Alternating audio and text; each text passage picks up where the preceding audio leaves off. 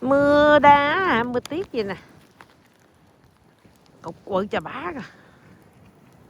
Lấy la chạy kìa, lấy la chạy kìa. Á chà, á chà, á chà.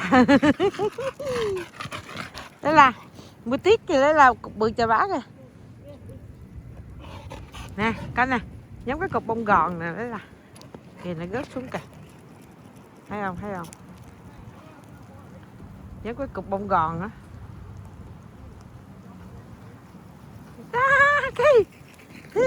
Kìa. Văng cục xuống kìa, giống mưa đá vậy đó. Đẹp không, lấy là đẹp không, lấy là mưa đá, mưa đá, mưa đá.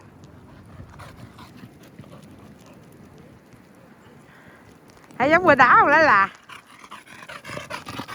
rớt cục nhưng mà không lỗ đầu, nhỏ nhỏ thôi à. Ừ?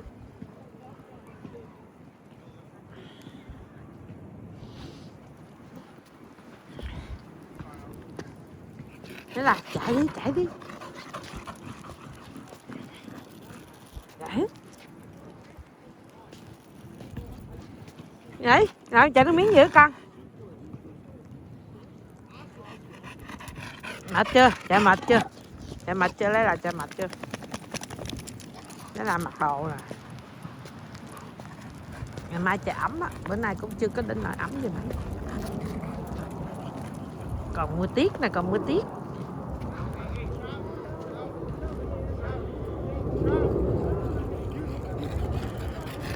Ừ?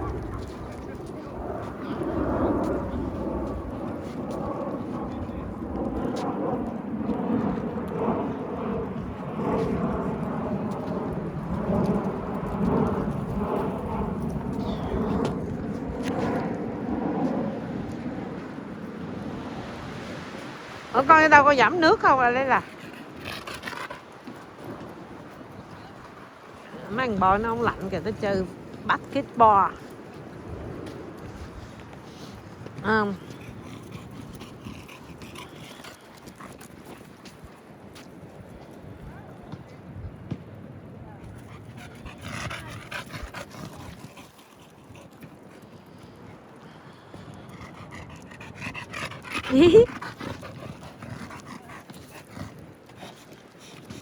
Một tiết kìa, lên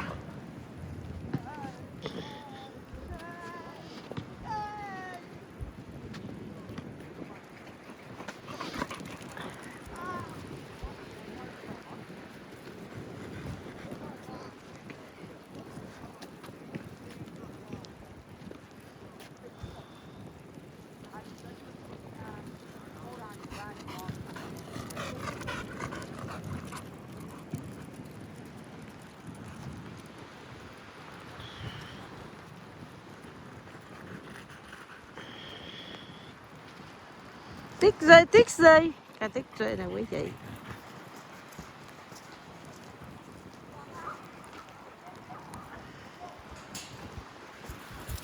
Gió, gió, gió kìa, đấy là windy, windy, windy, windy rồi. Đi.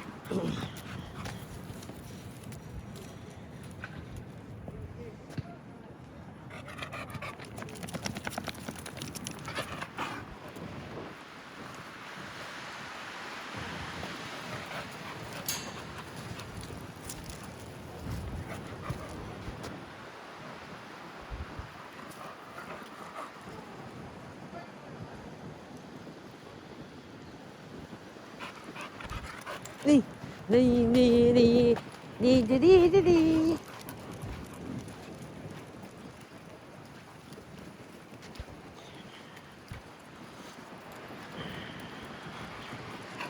Rảnh chưa bây giờ dắt con gậy á. À, đây là